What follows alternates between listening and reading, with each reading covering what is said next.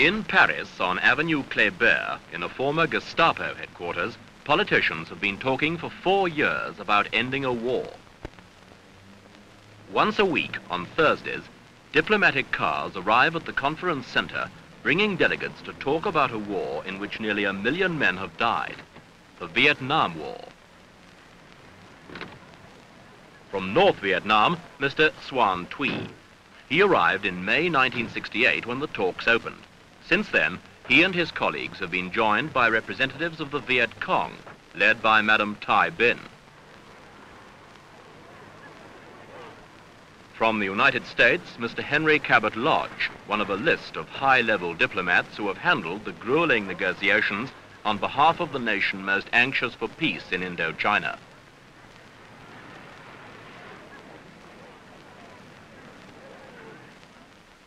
And inside the conference chamber, already at the table, Mr. Pham Dang Lam from South Vietnam. In over 150 such meetings, what have they achieved? This week, ECHO re-examines the prospects for peace in Vietnam.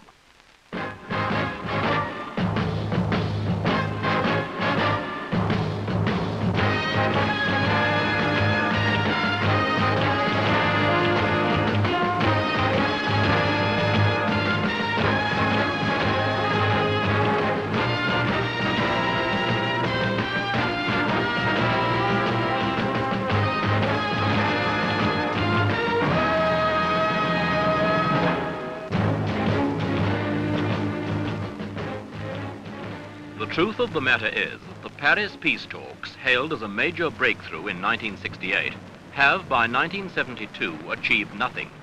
The delegates still turn up, make accusatory speeches, and leave.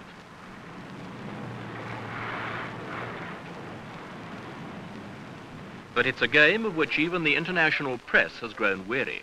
Talks which began in farce with arguments about the shape of the conference table have degenerated into sterile tragedy.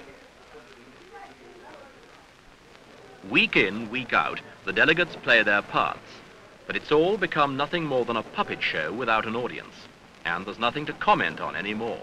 Everything that could be said in public has been said, and in the meantime, the war goes on and the casualty lists mount, for the reality of Vietnam is 10,000 miles from this place.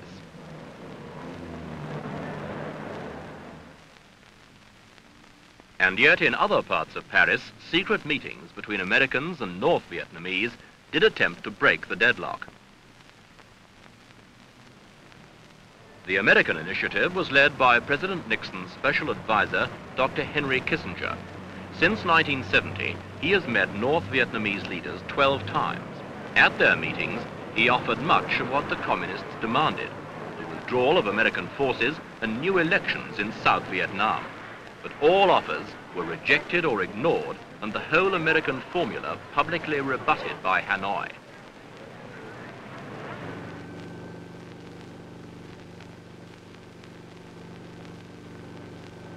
This is South Vietnam.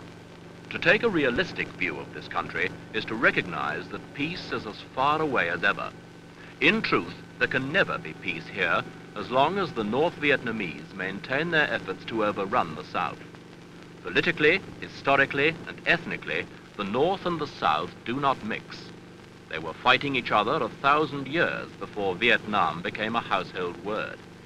And this is the vital factor. Only an inbred antipathy to the North could possibly have sustained the South during the past decade.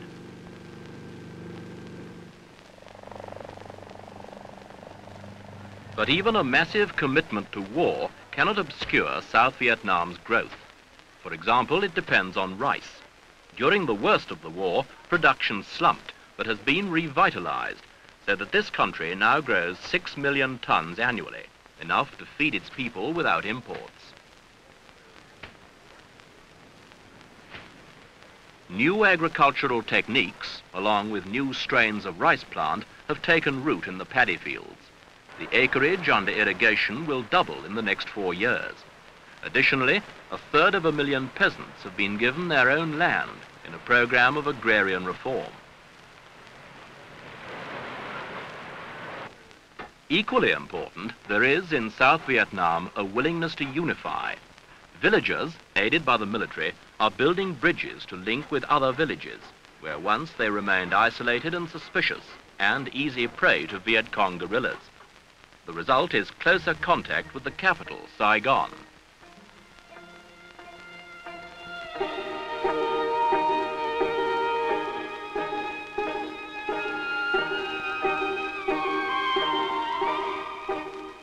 The Mekong River connects South Vietnam with the outside world, serving as an artery for the nation's trade and commerce. Intense development of the port of Saigon has made it the biggest and most efficient trading port between Singapore and Hong Kong. Formerly only handling the massive inflow of men and material needed for the war, it has now switched to more peaceful uses.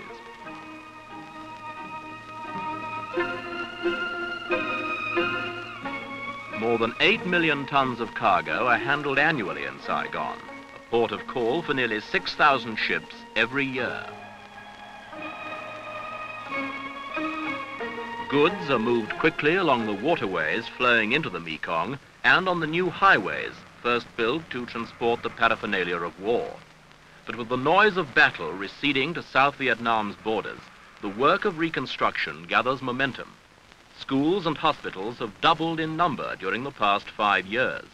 Then there were no medical centers in the villages. Now there are over 400.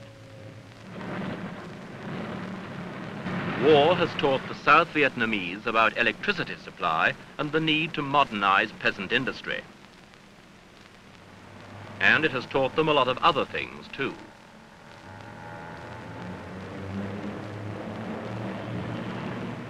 Nobody under the age of 30 in South Vietnam knows what it is like to live under any but wartime conditions. Nobody has ever asked them what they want. If they were asked, their answer would probably be nothing more ambitious than to be left alone in peace. What they have learned is that even when fighting an endless war, they can equip themselves for peace, should it ever come.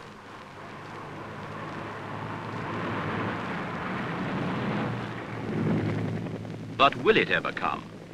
The answer lies in the tortured thinking of the men in Hanoi and Peking. What South Vietnam has achieved, it has had to achieve while committing 1 million of its best young men to fighting a war from which their American support is being gradually withdrawn. To the Americans, the name of the game is Vietnamization. It means simply equipping South Vietnam to fight its own battles.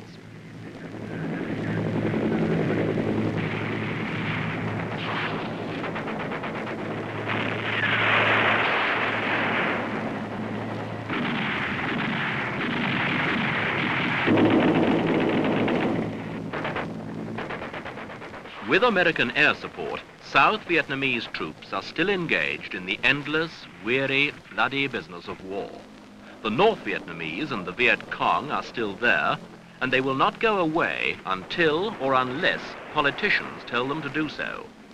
And all efforts at peace having founded on the intractability of the communist side, there would seem to be little hope of peace. For this is a war that nobody can win.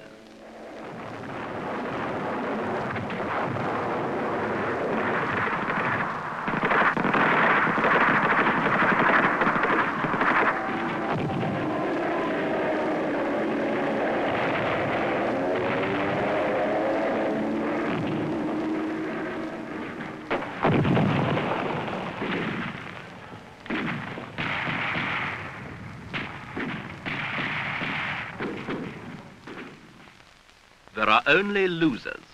To date, South Vietnam has lost 145,000 troops and untold thousands of civilians. They claim the North Vietnamese and Viet Cong have lost twice as many. The Americans have lost 46,000 killed. In all, nearly 1 million men. That is the background to all the talks and secret negotiations in Paris, 10,000 miles from where the action is.